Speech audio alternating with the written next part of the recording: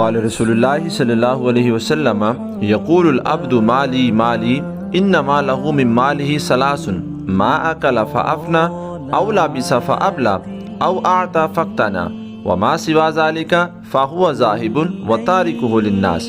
रसूलुल्लाह सल्लल्लाहु अलैहि वसल्लम ने फरमाया, बंदा कहता है मेरा माल, इसके लिए तो उसके माल से सिर्फ 3 चीज़ें हैं, जो उसने खाया और फना कर दिया, या जो पहना और बोसीदा कर दिया, या जो किसी को देकर आखिरत के लिए ज़ख़ीरा कर लिया। इसके सिवा जो कुछ भी है तो वो बंदा जाने वाला और उस माल को लोगों के लिए छोड़ने वाला है। The Prophet of Allah said, the servant says, my wealth, for him there are only 3 things from his wealth: what he has eaten and consumed, or what he has worn and worn out, or what he has given to someone, and harder for the hereafter. Whatever is beyond that, he, the servant, will pass away and leave it for the people.